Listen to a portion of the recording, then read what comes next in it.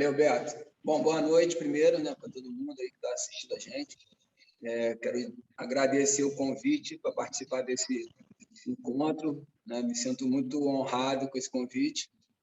É uma área que realmente eu já milito aí há um tempo, já, né, são 15 anos trabalhando com jiu-jitsu como ferramenta pedagógica, né, de ensino e educação, né, e aí vou contar um pouquinho dessa história aí, né, da minha experiência nesses 15 anos, né, e aí vocês ficam à vontade aí para perguntar o que vocês quiserem, né? Primeiro, fazer minha apresentação aqui rápida, né? Meu nome é Osmar de Moraes, né? Sou mais conhecido como Mazinho no meio do jiu-jitsu.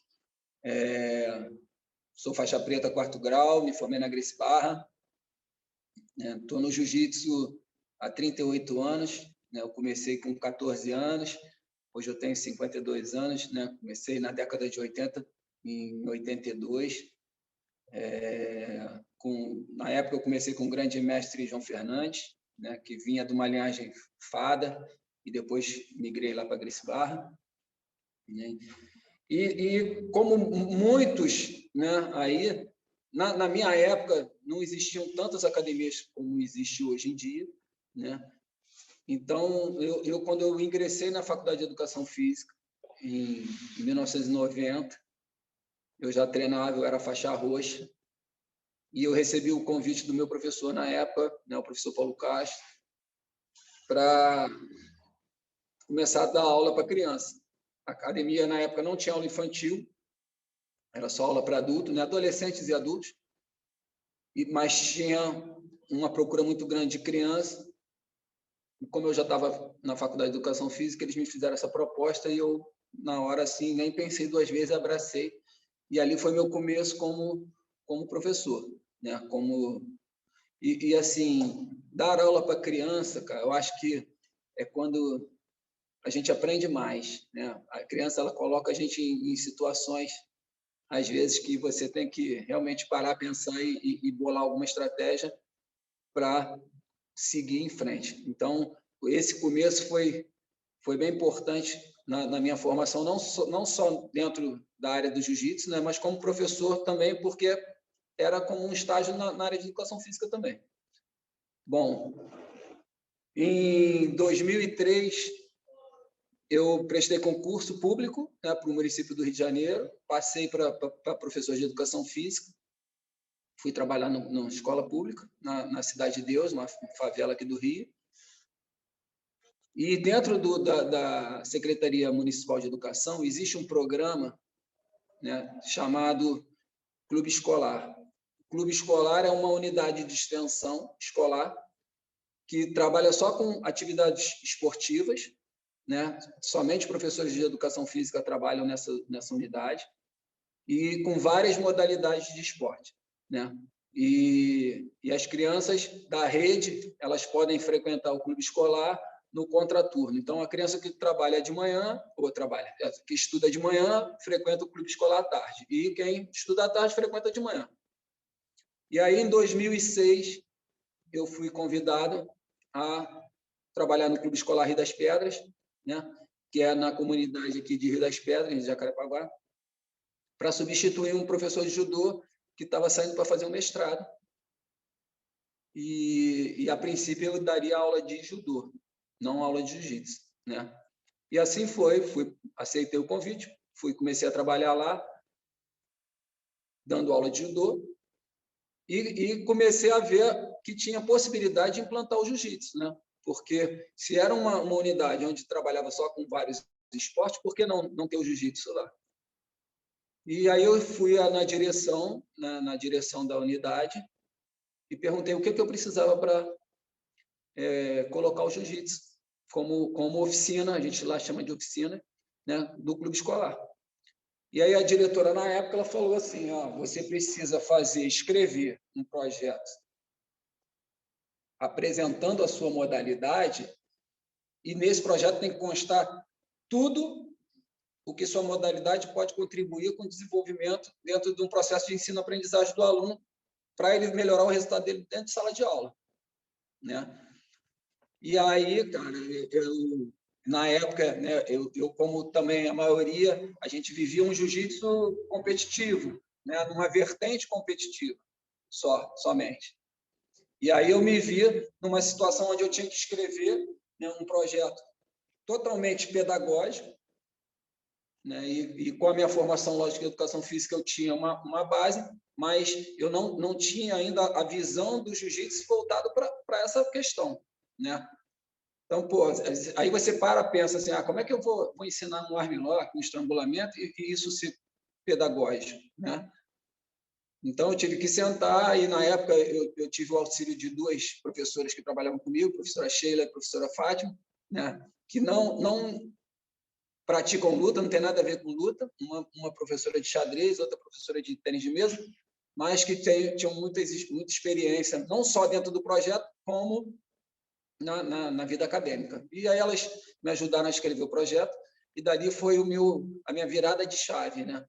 Foi quando eu passei a começar a ver o jiu-jitsu de uma outra forma e buscar, né, conhecimento através da educação física e através do próprio jiu-jitsu de como fazer com que aquelas aulas ali atendessem a demanda que a escola necessitava, né? E aí começou todo esse meu trabalho, né, isso lá em 2006. Né? Então, o meu início foi muito nessa pegada, né? Porque eu não tinha realmente subsídio assim, de conhecimento em relação ao jiu-jitsu, pedagogicamente falando, né? Era uma coisa mais técnica, competitiva, do que e para atender o que a necessidade lá que precisava, eu teria que ter essa noção. E aí foi, né? Então dentro dessa questão aí do meu início, até me perdi aqui um pouco. Dentro dessa questão aí do meu início, eu fiz uma colinha aqui, peraí. O que a necessidade que a escola tem do jiu-jitsu como ferramenta de apoio pedagógico, né? E aí, cara, a gente tem que começar a entender algumas coisas, pelo menos aqui no Brasil, né? A escola ela tem uma demanda acadêmica, né? Ela tem uma demanda pedagógica e ela tem os anseios, né? Que todo mundo fala só na questão da violência, principalmente na escola pública, né? Que é o meu caso, né? Todo mundo tem a primeira coisa é a violência. Pô, você vai ensinar a luta dentro da escola e vai aumentar a violência, né? E quando a gente pode falar que é o contrário, você canaliza a violência para outra questão, né? Então você tem que entender esses anseios, essa demanda que a escola tem, né? Essa necessidade que a escola tem, para você colocar com que o jiu-jitsu atenda justamente essas questões, né? E aí, no desenrolar desses anos todos, a gente vai trabalhando, vai desenvolvendo atividade, né? Então, hoje, eu trabalho de uma forma onde eu tenho elementos da educação física dentro da aula, né, para fazer com que essa demanda seja atingida. Tenho toda a especificidade da luta, né, do jiu-jitsu, porque é aula de jiu-jitsu, a gente também tem que atender a demanda do jiu-jitsu, né? E dentro do planejamento de aula, dentro da metodologia que a gente utiliza, a gente busca algumas atividades onde, mesmo sendo conceitos da educação física, tenham elementos ou movimento, ou gesto motor, que seja voltado para a luta, onde a gente vai utilizar aquele movimento. Às vezes, você pode dar uma brincadeira, um exercício que não tem nada a ver com jiu-jitsu, mas que o movimento, o gesto motor daquela brincadeira tem, em algum momento, ele é feito na luta, né? Então, com isso, você atende não só essa demanda da luta, indiretamente, e começa a atender uma demanda do que a escola necessita, né? E o que a escola necessita? Aí, quando a gente para assim para pensar, você tem que trabalhar todas as valências físicas, né? Tem a parte cognitiva toda, tem a parte afetiva toda. Então, tem N jogos, brincadeiras que a gente pode fazer, onde a gente vai trabalhar todos esses domínios, né, atendendo a esses princípios todos e a essa necessidade, né? Eu costumo falar que o jiu-jitsu ele é um esporte que eu acho que são poucos que conseguem trabalhar o domínio cognitivo, o afetivo e o psicomotor ao mesmo tempo. Porque quando a gente vê na luta, o jiu-jitsu é uma luta de antecipação, né? Você pensa no que você vai fazer, mas você já tem que pensar no próximo passo, à frente. Então, isso você trabalha o seu cognitivo o tempo todo, né? É um trabalho de inteligência. O psicomotor é toda a parte técnica que você desenvolve ali. Coordenação, as questões todas, né, de gestos motores, tudo que você faz. E o afetivo, apesar de ser considerado um esporte individual, você não luta sozinho. Você precisa de alguém para lutar. Então, você tem que ter um companheiro de treino, um adversário numa competição, né, para você lutar com ele, para que haja um combate, mas, ao mesmo tempo, você tem que respeitá-lo, você tem que ter, né, uma atitude desportiva, né, com respeito, com cuidado para não machucar o teu amigo de treino, ou até mesmo seu adversário, porque ele é seu adversário num campeonato, ele não é teu inimigo, não é nada que queira te fazer nenhum mal. Ele está buscando, às vezes, um título como você dentro de uma competição. Então, você começa a trabalhar todos esses conceitos, desses domínios, também durante a aula, através dessas atividades, né? E com isso, cara, você começa a ter, né, os resultados vistos dentro de sala de aula. Começa a ter aqueles alunos que eram considerados problemas, não só pela questão disciplinar, mas, às vezes, até dentro do processo de ensino mesmo, eles começam a ter uma evolução, né, no seu comportamental ou no seu desempenho acadêmico, né? Começa a melhorar as notas, ele começa a raciocinar melhor, começa, né, a fazer coisas que ele não fazia antes, por conta de não ter, de repente, um trabalho direcionado para aquilo ali. Não que a gente faça um trabalho direcionado para cada aluno, mas, de uma certa forma, você acaba que, através dessas atividades que você vai desenvolvendo e trabalhando todos esses conceitos, faz com que esses alunos que têm um déficit nisso, ele vá melhorando, né? E aquele que não tem, também vai aumentando, vai melhorando junto, né? Então, é um trabalho bem legal, bem desenvolvido, né? E que a gente tem resultados. Ô, Beato, ontem eu te mandei um vídeo no final, né? E depois eu queria até que você, se puder, botar para compartilhar, porque eu acho que o relato que tem ali, ele é muito específico, ele cabe em todos os momentos. O momento de ontem, quando o professor estava falando sobre as aulas lá com os meninos que têm autismo, mas é um relato importante porque casos como o desse menino, né, que essa mãe relata, a gente tem na escola o tempo todo. A gente recebe, principalmente na escola pública, você às vezes recebe alunos, né, que têm certas dificuldades de aprendizado, né, tem às vezes um certo atraso, né, alguma deficiência de alguma coisa que muitas vezes não é diagnosticada pela família. E você não, ele chega ali na tua mão sem você saber o que ele tem. E aí, às vezes, com a sua experiência no dia a dia de trabalhar, né, dentro da escola há muito tempo, ou dentro do próprio jiu-jitsu, você começa a identificar certas características e consegue, com isso, né, fazer com que haja também uma melhora, né? Então, por exemplo, no caso desse menino aí da mãe relata no vídeo, ele tinha dislexia. E todo mundo sabe que a dislexia ela causa um problema de aprendizado muito grande. A criança ela observa ali o que está sendo ensinado, né? Mas ela não assimila, ela não consegue guardar aquilo ali, assimilar e aprender, né? E isso no jiu-jitsu eu também tenho, até fora, até na minha academia eu tenho alunos que têm isso, têm esse problema, e que o jiu-jitsu foi uma coisa uma salvação, né, entre aspas, assim, para essa criança, porque eu tenho um aluno meu que hoje já está com 20 anos, mas que começou comigo com 7, 8 anos, que não conseguia amarrar uma calça, né, por conta de procedimentos de alguma deficiência motora, alguma coisa assim. E hoje, sem eu nunca ter, né, colocado a mão lá para fazer para ele, ele faz isso, amarra calça, amarra faixa, sabe? Então, é um processo evolutivo, é um processo que ele tem ganho e que a gente vê na prática ali, vê realmente o negócio funcionar através de todo esse desenvolvimento que o jiu-jitsu traz, né?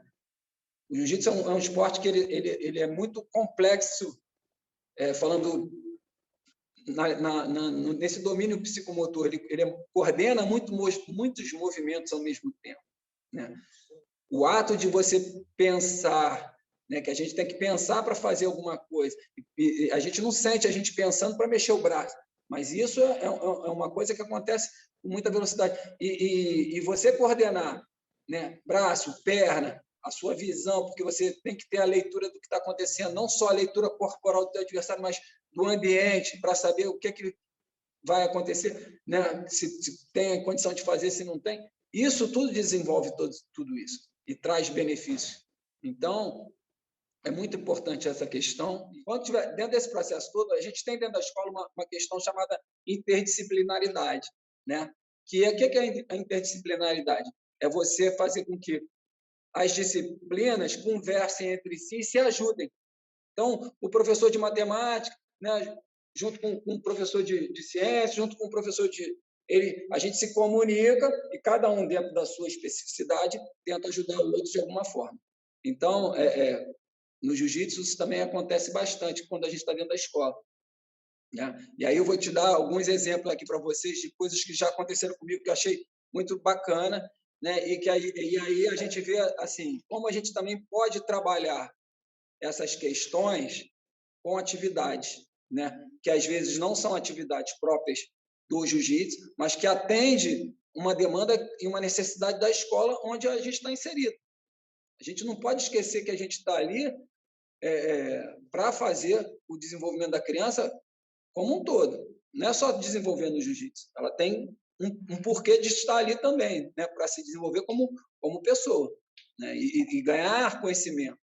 Então, por exemplo, uma vez eu estava dando aula, uma professora veio conversar comigo, perguntou se eu podia trabalhar com as crianças conjuntos, né? Matemática de, sei lá, segunda série primária, assim.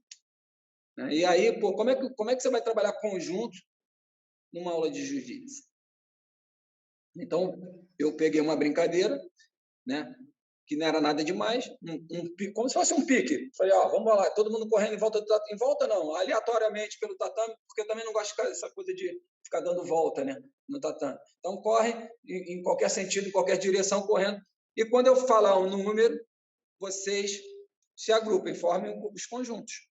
E aí você tem que usar a linguagem que a professora usa na sala de aula, para eles conseguirem linkar esses processos, né? Então, eles estavam lá correndo. Aí eu gritava, 5, eles tinham que formar grupos de 5. Quem não conseguisse formar, tinha que pagar uma prenda ali, uma tarefa. E aí, essa tarefa é algum movimento da luta. Então, por exemplo, mandei lá 5, formou alguns grupos, aí 3 não conseguiram, ficaram de fora. Vocês 3 não conseguiram, então vamos fazer aí 10 fuga de quadril. Já estou trabalhando uma especificidade da luta, né? Apesar da brincadeira não ter nada a ver com a luta. E aí, com isso, depois eu comecei a fazer tabuada. Aí, em vez de eu falar um número, eu falava uma conta, né? E aí você vê de acordo com o ano, né? A série que você está trabalhando. Então, por exemplo, eles estavam correndo, falavam, vamos lá, vamos, 2 mais 2. Eles tinham que somar 4, aí tinham que formar o grupo de 4. Então, já começo a trabalhar a questão de matemática, a questão de tabuada. E aí você pode trabalhar com soma, com diminuição, com subtração, com divisão, com multiplicação, dependendo do tamanho das crianças da série que eles estão. E é uma brincadeira que todo mundo gosta, independente da idade, porque é divertido. Então, né, eu estava falando da questão de interdisciplinaridade. Então, dei um exemplo aí com criança, né, pequena, de primeiro segmento do ensino fundamental aqui. Teve uma vez que eu fui dar um workshop na Escola Federal do Rio de Janeiro, que é uma escola já de ensino médio, uma escola de nível técnico. E quando eu cheguei lá, os alunos que iriam fazer a aula comigo, eles estavam tendo aula de física, né? E aí o coordenador me recebeu, falou: eles estão ainda na turma lá, estão fazendo aula de física, mas vamos lá que eu vou já falar que você está aqui, até para ver se o professor libera um pouquinho antes, para eles trocarem de roupa, não sei o quê. E aí a gente subiu, quando chegou na sala, que eu entrei na sala, o professor estava dando aula de física e falando justamente de alavancas, né? Braço de força, braço de potência, aquela coisa, aqueles desenhos, né, de um triângulozinho, parecia uma gangorra, e as crianças ali, os alunos tudo ali entretido. E na hora eu falei: puta, cara, vai ser isso aí que eu vou fazer hoje com eles lá, na prática, porque foi uma coisa assim, que eu não tinha pensado, mas na hora, quando eu olhei, que eu bati o olho, eu falei: pô, tem tudo a ver com o que eu vou fazer hoje. E aí, quando a gente foi para o tatame, e aí eu convidei o professor de física da sala para assistir a aula, né? E aí, quando a gente foi para o tatame, né, fizemos algumas atividades, e eu falei: olha só, vocês estavam tendo aula de física, né? O jiu-jitsu, ele tem muito a ver com a física. Então, vamos fazer uma posição aqui que é clássica dentro do jiu-jitsu e que é muito o que vocês estavam aprendendo ali, né, desse sistema de alavanca. Aí a gente fez um armlock na montada. E aí, quando fez o armlock na montada, que caiu na posição ali final de esticar o braço, eu falei: vamos lá, agora, já que vocês estavam lá na sala de aula aprendendo, onde está aqui o braço de força, né, o braço de potência? E aí, cara, na hora, assim, o professor, né, de física, ele me olhou com uma cara assim, tipo: caramba, eu nunca vi isso na minha vida. Porque era um conceito prático do que ele estava ensinando no quadro negro. E depois que acabou, ele veio falar comigo, ele falou assim: porra, depois que você fez isso aí, duvido que alguém vai se esquecer disso.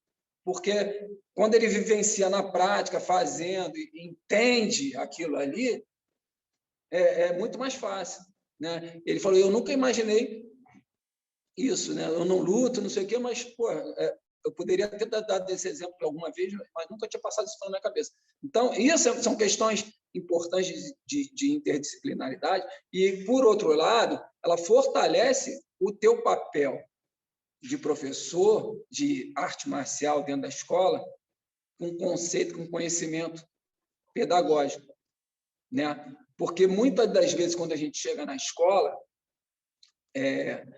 o professor lá, o corpo docente, ele te olha meio atravessado, né? Porque acha que você só sabe lutar, que você não tem conhecimento né, pedagógico de nada. Você vai chegar ali, vai fazer qualquer coisa, sabe? Ou vai piorar a violência dentro da escola, ou não vai adiantar de nada aquilo ali. Então, quando ele começa a enxergar isso e a ver resultado, ele começa a te dar valor. E aí você ganha um respeito muito grande, né? E eu acho que esse é um grande diferencial que o professor de jiu-jitsu hoje tem que buscar, a sua formação, né? Eu acho que aqui no Brasil a gente ainda tem muitos professores que não têm uma formação acadêmica, né? E eu acho que isso é uma coisa que precisa muito, porque melhora muito a condição do nosso trabalho, independente de trabalhar em escola ou não, dentro da sua própria academia, com certeza você vai conseguir melhorar a qualidade do seu serviço, né, da tua prática ali, porque você tem mais subsídio, você tem mais conhecimento que te agrega valor a isso, então você consegue ter um resultado melhor, né? E essas questões são pontuais, assim, porque dentro de uma escola, a gente tem que pensar o seguinte, né? Essa semana até mesmo eu falei isso, conversando com um amigo. O jiu-jitsu aqui no Brasil, na década de 90, ele foi muito mal visto, né? A gente teve aquela era lá das brigas em boates, de pit boy, que nem sempre era todo mundo jiu-jitsu, mas tudo que acontecia era relacionado ao jiu-jitsu. O cara brigou lá, ele podia nunca ter visto o jiu-jitsu, era a luta do jiu-jitsu. Então, essa coisa ela queimou o filme da luta de uma forma muito grande. Hoje, né, passado aí quase 30 anos, 20 e poucos anos, ainda respinga isso. Pode ter certeza, porque quando você chega numa escola onde uma diretora, né, que tem, em média, 50 anos, 60, ela, quando lá atrás, há 20 anos, ela tinha 30, ela frequentava a boate onde saíam essas brigas, ela via os noticiários, então, quando ela ouve a palavra jiu-jitsu, ela já, na mente dela, já associa ao baderneiro que tinha lá atrás. Até porque ela não é do meio da luta, ela não acompanha a evolução que teve, né? E isso é uma coisa que a gente tem que brigar e tomar cuidado para mudar essa visão da sociedade em relação não só ao jiu-jitsu, como qualquer outra arte marcial, né? Porque é complicado. Meu nome é Jane, eu sou mãe do Eduardo. O Eduardo é uma criança especial. Ele tem dislexia e autismo grau. E assim, esse projeto eu só tenho que agradecer. Primeiro a Deus, depois as pessoas responsáveis, como o Tavares, estão dando toda a força. O Eduardo, ele passou de ano, quem lida com isso sabe, ele passou de ano com nota 8. Isso é muito gratificante, graças a Deus, a esse projeto. E a gente só tem que agradecer e pedir para que continue cada dia mais, realmente, que as coisas fiquem cada dia melhor. E no que precisar dos pais, o que a gente puder ajudar, a gente está aqui pronto para ajudar. Muito obrigada. Então, vamos lá, vou voltar aqui, o que eu estava falando para não perder o raciocínio, dessa questão, né, mais ética, assim, né, do jiu-jitsu, porque a gente realmente vivencia ainda isso quando você chega num local onde tem pessoas, principalmente numa escola onde a grande maioria são mulheres, que não vivenciam a luta ali no dia a dia, a não ser uma que tem, ou outra que tem um filho que pratica coisa, mas são poucas. E elas, lá atrás, já ouviam falar mal do jiu-jitsu de uma forma. Então, isso é uma coisa que a gente tem, por obrigação, mudar. E a melhor forma de mudar é mostrando a qualidade do trabalho, né? Quando você mostra competência no que você faz, que você mostra que está tendo resultado, que está fazendo a diferença na vida daquele aluno ali, é a melhor resposta que você dá, né? E uma coisa também que acontece em relação a isso, por exemplo, se você chega numa escola, né, onde você vai oferecer a sua atividade de jiu-jitsu como extra classe, né, e tem um professor de judô oferecendo judô, onde você vai concorrer a uma vaga, ninguém vai olhar para você. A não ser que o cara conheça o jiu-jitsu, a diretora conheça o jiu-jitsu, senão ela vai dar a vaga para o professor de judô. Por que ela vai dar? Porque o judô, ele sempre teve, né, o conceito de um esporte educacional. Ele já foi trazido para cá com esse conceito, foi vendido assim a imagem do judô. Não que não seja, porque mas o jiu-jitsu já não. Ele já tinha esse lado, né, por conta de ter saído na mídia, na imprensa, aquela coisa de baderneiro. Então, isso faz com que você já saia atrás, numa disputa de uma vaga, né, para colocar uma atividade.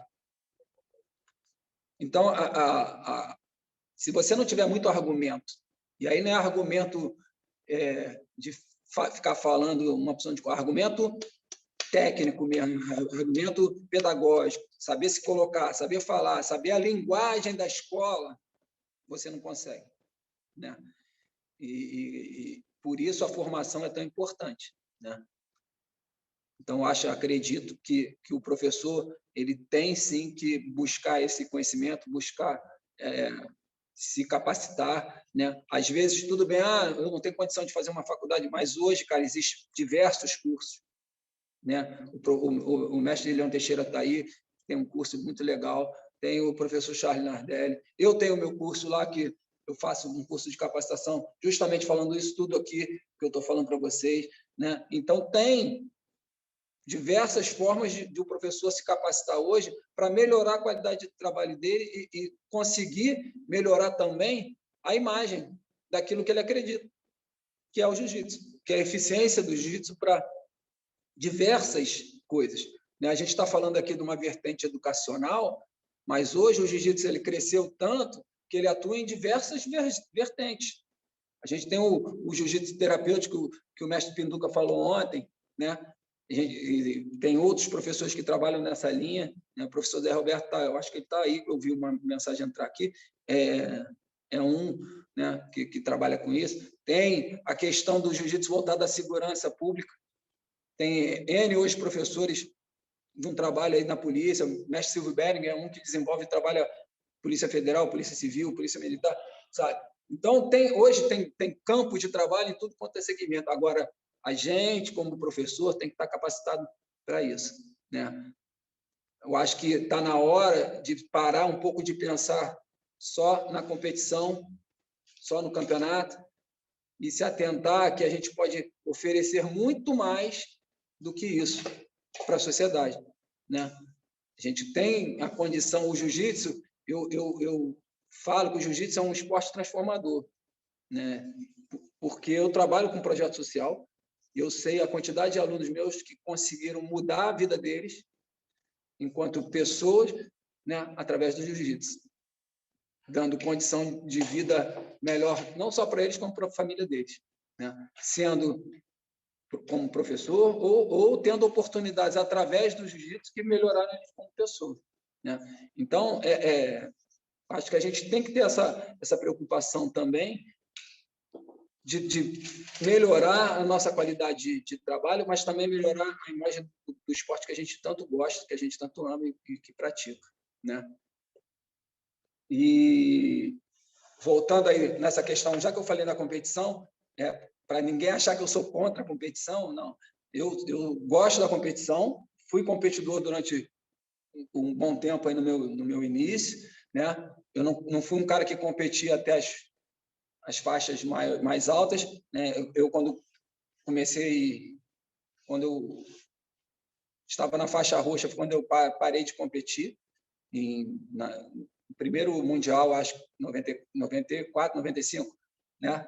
Eu acho que foi o meu último campeonato, ainda como faixa roxa, depois eu peguei a faixa marrom, porque eu já estava nessa questão já de aula e já gostava mesmo, me envolvia, gosto de dar aula, então eu já parti para um outro processo que não era mais eu competir, sim formar alunos para competir.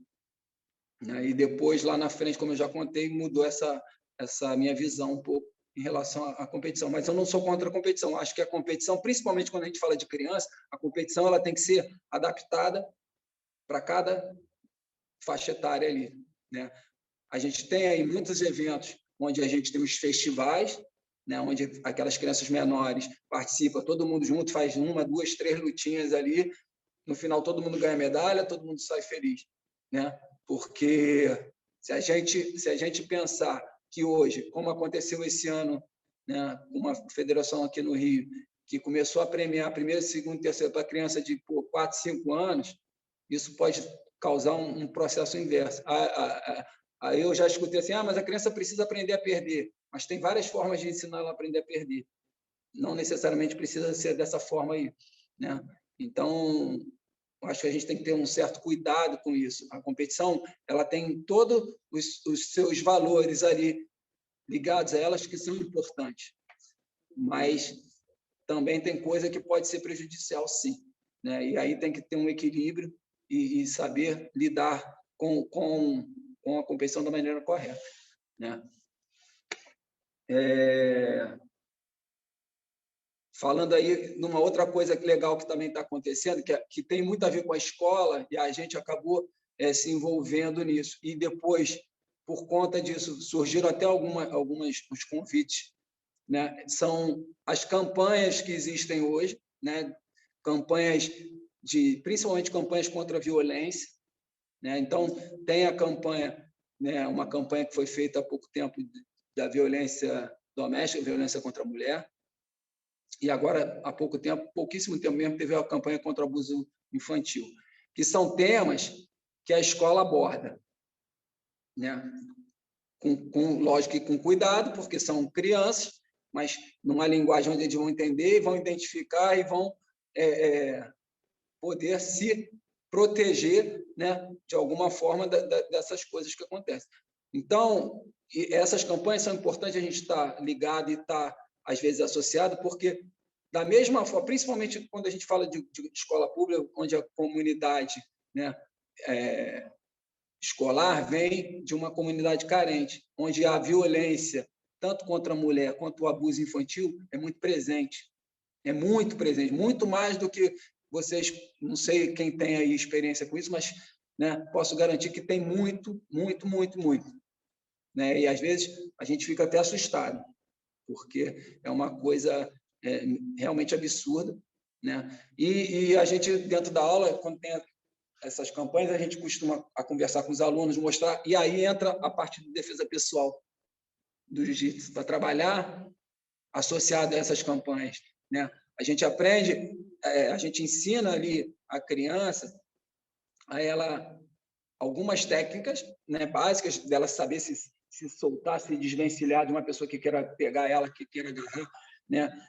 As meninas, principalmente, também, né, de como se defender, mas mais do que isso, é todo o conceito que a defesa pessoal engloba, que é a observação, de você ter a leitura do ambiente ao seu redor, de você conseguir identificar um possível agressor através dos gestos que ele faz. E isso é muito fácil você trabalhar dentro da aula de jiu-jitsu, usando a defesa pessoal como ferramenta para isso. Né? E agrega valor dentro da escola também. Né? Então, esse ano eu fui convidado pela Associação dos Magistrados do Rio de Janeiro, que são dos juízes, né, de direito, a participar de 2 campanhas dessas, né, com a de abuso infantil e a da violência contra a mulher, né, onde não só eu, como outros professores aqui do Rio de Janeiro participaram, aderiram a essa campanha para divulgar e difundir e fazer um trabalho em conjunto, né, dentro das academias ou dentro de projetos sociais e de escola. Então, foi uma coisa muito, muito legal, muito bacana.